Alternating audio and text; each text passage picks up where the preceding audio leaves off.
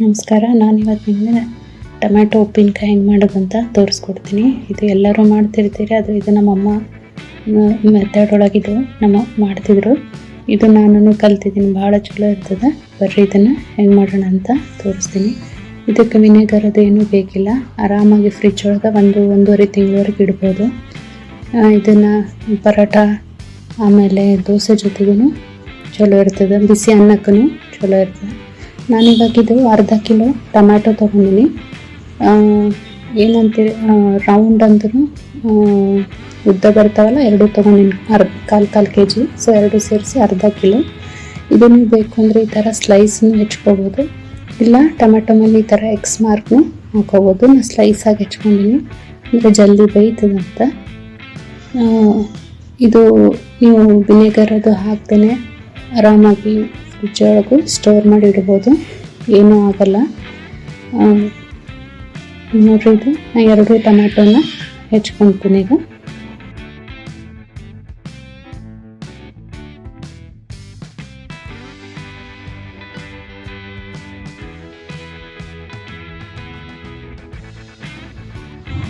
ಇವಾಗ ಇದು ಹೆಚ್ಕೊಂಡಿನಿ. ಈಗ ಇದಕ್ಕೆ ನಾನು ಒಂದು ಸಣ್ಣ ನಿಂಬೆಹಣ್ಣಷ್ಟು ಹುಣಸೆಹಣ್ಣು ಹಾಕ್ಕೊತೀನಿ. ಯಾಕಂದರೆ ಇದು ಹುಳಿ ಇರ್ತದಲ್ಲ ಟೊಮೆಟೊ, ಅದಕ್ಕೆ ಜಾಸ್ತಿ ಬೇಕಲ್ಲ. 1 ಗ್ಲಾಸಷ್ಟು ನೀರು ಹಾಕ್ಕೊತೀನಿ. ಈಗ ನೀರು ಹಾಕ್ಕೊಂಡಿದ್ದನ್ನು ಸಣ್ಣ ಫ್ಲೇಮ್ ಒಳಗೆ ಬೇಯಿಸ್ಕೋಬೇಕು. ಸಿಪ್ಪಿ ಎಲ್ಲ ಬಂದ್ಬಿಡ್ತದೆ ಅದು ಬೆಂದಮೇಲೆ. ಒಂದ್ಸರಿ ಮಿಕ್ಸ್ ಮಾಡಿಕೊಂಡು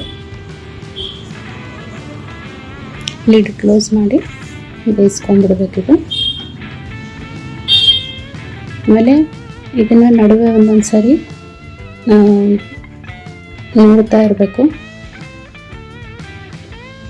ಯಾಕಂದರೆ ಹುಣಸೆಹಣ್ಣು ಸಾಫ್ಟ್ ಆಗಬೇಕು. ಹಾಗೆ ಇದು ಟೊಮ್ಯಾಟೊನು ಬೇಯಬೇಕಿದು. ನಾನು ಇದನ್ನು 1-2 ಸರಿ ನಡುವೆ ಚಟ್ನಿ ಮಾಡೀನಿ. ಇದು ನಮ್ಮಮ್ಮ ನಾವು ಸಣ್ಣವರಿದ್ದಾಗ ಭಾಳ ಮಾಡ್ತಿದ್ರು. ಇದು ನಮಗೆಲ್ಲ ಭಾಳ ಇಷ್ಟ ಆಗ್ತಿತ್ತು. ಇದನ್ನಕ್ಕೆ ನಾನು ನಿಮ್ಮ ಜೊತೆ ಒಂದು ಸರಿ ಶೇರ್ ಮಾಡೋಣ ಅಂತ ಮಾಡೀನಿ. ಇದು ನೋಡ್ರಿ, ಇವಾಗ ಇದು ಬೆಂದಿದೆ. ಆಮೇಲೆ ಟೊಮ್ಯಾಟೊ ಸಿಪ್ಪಿ ಸುದ ಸಪ್ರೇಟ್ ಆಗಿದೆ. ಈಗ ಇದನ್ನು ನಾನು ಫ್ಲೇಮ್ ಆಫ್ ಮಾಡಿ ತಣ್ಣಗಾಗಲಿಕ್ಕೆ ಬಿಡ್ತೀನಿ. ಈಗ ಇದು ತಣ್ಣಗಾಗಿದೆ. ಇದನ್ನು ನಾನು 2 ಸರಿ ಗ್ರೈಂಡ್ ಮಾಡ್ಕೊತೀನಿ.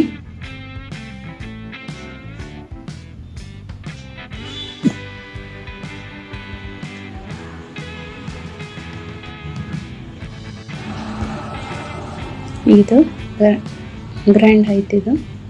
ಇದನ್ನೊಂದು ಸರಿ ನಾನು ಕ್ಲೀನಾಗಿ ಸೋಸ್ಕೊಂಡ್ಬಿಡ್ತೀನಿ, ಯಾಕಂದರೆ ಇದು ಹುಣಸೆಹಣ್ಣು ಆಮೇಲೆ ಟೊಮ್ಯಾಟೊ ಸಿಪ್ಪಿ ಎಲ್ಲ ಇರುತ್ತಲ್ಲ, ಅದಕ್ಕೆ ಒಂದು ಸರಿ. ಇದು ನೋಡ್ರಿ, ಎಷ್ಟು ಆಗ್ತದೋ ಅಷ್ಟು ಸಣ್ಣ ಗ್ರೈಂಡ್ ಮಾಡ್ಕೋಬೇಕು.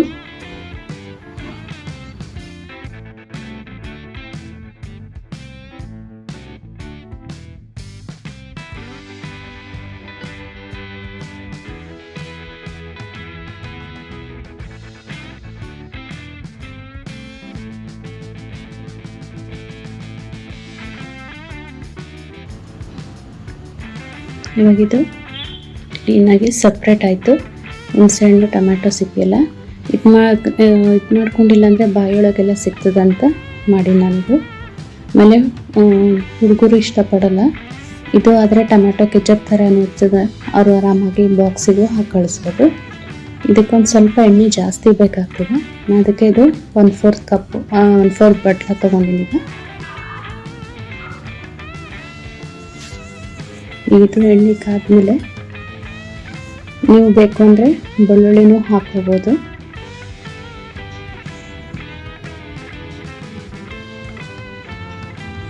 ಇದಕ್ಕೆ 3-4 ಸ್ಪೂನಷ್ಟು ಮೆಂತ್ಯಕಾಳು, ಬೇಕಂದರೆ ಸಾಸಿವೆನೂ ಹಾಕೋಬೋದು. ನಾನು ಮರೆತುಬಿಟ್ಟೆ ಸಾಸಿವೆ ಹಾಕಲಿಕ್ಕೆ.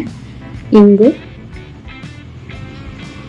ಇವಾಗ ಹಿಂಗೆ ಬದಲು ಬೆಳ್ಳುಳ್ಳಿನೂ ತಿಂತಿದ್ರೆ ಬೆಳ್ಳುಳ್ಳಿನೂ ಹಾಕ್ಬೋದು. ಇದನ್ನೊಂದು ಸಲ ಸ್ವಲ್ಪ ಕೆಂಪಾಗೋವರೆಗೆ ಎಣ್ಣೆಯೊಳಗೆ ಬಿಸಿ ಮಾಡ್ಕೋಬೇಕಿದು. ಕರಿಬೇವದೇನು ಹಾಕೋದು ಬೇಕಿಲ್ಲ.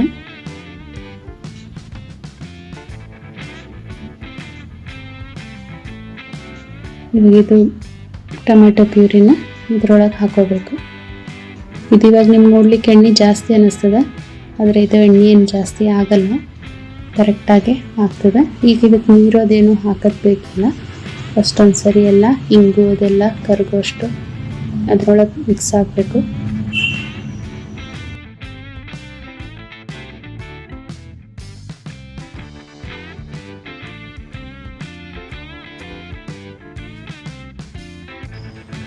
ಈಗ ಉಪ್ಪು ನಾನು 1 ದೊಡ್ಡ ಸ್ಪೂನಷ್ಟು ಹಾಕ್ತೀನಿ. ಎಲ್ಲ ರುಚಿಗೆ ತಕ್ಕಷ್ಟು ಹಾಕ್ಬೋದು. ಒಂದು ಸ್ವಲ್ಪ ಉಪ್ಪು ಜಾಸ್ತಿ ಇದ್ರೂ ಏನಿಲ್ಲ. ಈಗ ಒಂದು ಉಪ್ಪು ಹಾಕಿ ಒಂದ್ಸರಿ ಕಲಸಿ ಒಂದು 2 ರಿಂದ 3 ನಿಮಿಷದವರೆಗೆ ಲಿಡ್ ಕ್ಲೋಸ್ ಮಾಡಿ ಮುಚ್ಚಿಡಬೇಕು. ಇದು ಎಲ್ಲ ಮಿಕ್ಸ್ ಆಗಿದೆ. ಈಗ ಒಂದ್ಸರಿ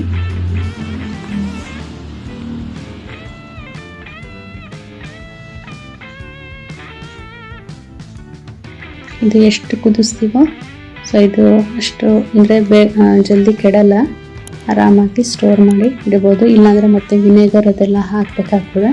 ಆದಷ್ಟು ಪ್ರಿಸರ್ವೇಟಿವ್ ಇರಲಾರ್ದೆ ಫ್ರೆಶ್ ಆಗಿನೂ ಮಾಡ್ಕೊಳ್ಬೋದು. ಟೊಮ್ಯಾಟೊ ರೇಟ್ ಕಡಿಮೆ ಆದಾಗ ಇದನ್ನು ಮಾಡಿ ಇಡಬೇಕು. ಇದು ನೋಡ್ರಿ ಇವಾಗ 2 ರಿಂದ 3 ನಿಮಿಷ ಅಷ್ಟು ಆದಮೇಲೆ ಇವಾಗ ಇದೊಂದು ಸ್ವಲ್ಪ ಗಟ್ಟಿಯಾಗಿದೆ. ಸೈಡ್ ಒಳಗೂ ಎಣ್ಣೆ ಬಿಡ್ಲಿಕ್ಕತ್ತದ. ಸೊ ಇದು ಇನ್ನೂ ಒಂದು ಸ್ವಲ್ಪ ಕುದಿಬೇಕಿದು, ಇನ್ನೂ ಸ್ವಲ್ಪ ಗಟ್ಟಿ ಆಗಬೇಕು. ಸೊ ನಾನು ಅದಕ್ಕೆ ಇದನ್ನು ಇನ್ನೂ ಒಂದು 3 ರಿಂದ 4 ನಿಮಿಷದವರೆಗೆ ಮತ್ತೆ ಮುಚ್ಚಿ ಕುದಿಸ್ತೀನಿ. ಈಗ ನೋಡ್ರಿ ಇದು ಇಷ್ಟೊಂದು ಗಟ್ಟಿ ಆಯಿತು. ಇದು ತಣ್ಣಗಾದ್ಮೇಲೆ ಇನ್ನೂ ಗಟ್ಟಿ ಆಗ್ತದೆ ಇದು. ಸೊ ಇದಾಗಿದೆ. ಸ್ವಲ್ಪ ಫ್ಲೇಮ್ ಕಡಿಮೆ ಮಾಡಿ ನಾರ್ಮಲ್ ಸಾಸಿವೆ ಪುಡಿ ಹಾಕೊತೀನಿ. ಹುರಿಯೋದೇನಿಲ್ಲ, ಹಸಿದನ್ನೇ ಗ್ರೈಂಡ್ ಮಾಡಿ ಹಾಕೋದು. ಇದು ಒಂದು 3 ಸ್ಪೂನಷ್ಟು ಹಾಕೊಂಡಿನಿ. ಆಮೇಲೆ ಕಾಶ್ಮೀರಿ ಖಾರ ಪುಡಿ, ಇದು ಕಲರು ಚಲೋ ಬರ್ತದಂತ 1-2 ತುಂಬಿ ದೊಡ್ಡ ಸ್ಪೂನ್ ಅಷ್ಟೇ ಹಾಕಿನಿ. ಖಾರ ತಿಂತಿದ್ರೆ ಇನ್ನೂ ಸ್ವಲ್ಪ ಜಾಸ್ತಿನೂ ಹಾಕೋಬೋದು. ಇದೆಷ್ಟು ಸಿಂಪಲ್ಲಾಗಿ ಆರಾಮಾಗಿ ಮಾಡ್ಬೋದು. ನೀವು ಒಂದ್ಸರಿ ಟ್ರೈ ಮಾಡಿರಿ. ಹಿಂಗಾಗ್ಯದ ಅಂತ ಕಮೆಂಟ್ ಒಳಗೆ ನಂಗೆ ಹೇಳ್ರಿ.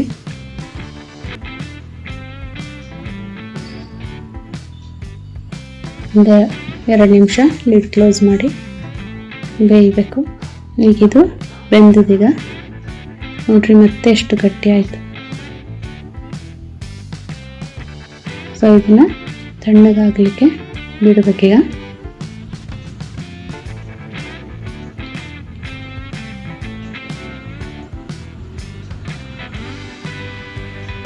ಇದು ತಣ್ಣಗಾಗಿದೆ. ನಾನು ಇದನ್ನು ನಾರ್ಮಲ್ ಇದು ಬಾಕ್ಸ್ ಇದರಲ್ಲಿ ಡಬ್ಬಿನಲ್ಲಿ ಹಾಕಿಡ್ತೀನಿ. ಇದನ್ನು ಫ್ರಿಜ್ ಒಳಗೆ ಇಡಬೇಕು. ಹೊರಗಿಟ್ಟರೆ 1 ವಾರ ಅಷ್ಟೇ. ಫ್ರಿಜ್ ಒಳಗೆ ಇಟ್ಟರೆ 1 ತಿಂಗಳವರೆಗೆ ಆರಾಮಾಗಿ ಸ್ಟೋರ್ ಮಾಡಿ ಇಟ್ಕೋಬೋದು.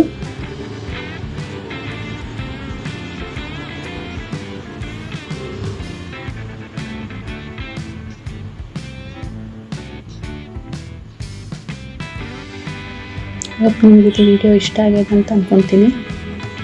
ನೀವು ಒಂದ್ಸರಿ ಟ್ರೈ ಮಾಡಿ ಹೆಂಗಾಗಿದೆ ಅಂತ ಹೇಳ್ರಿ.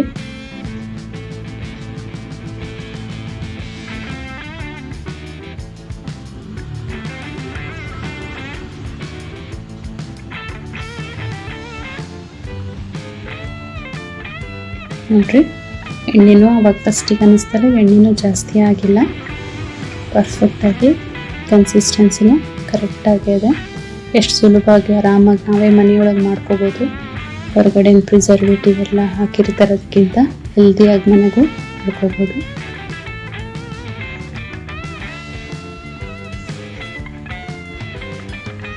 ಧನ್ಯವಾದಗಳು. ಮತ್ತೆ ಒಂದು ವಿಡಿಯೋ ಜೊತೆಗೆ ಬರ್ತೀನಿ. ಲೈಕ್ ಮಾಡಿ, ಶೇರ್ ಮಾಡಿರಿ, ಕಮೆಂಟ್ ಮಾಡಿರಿ. Thank you.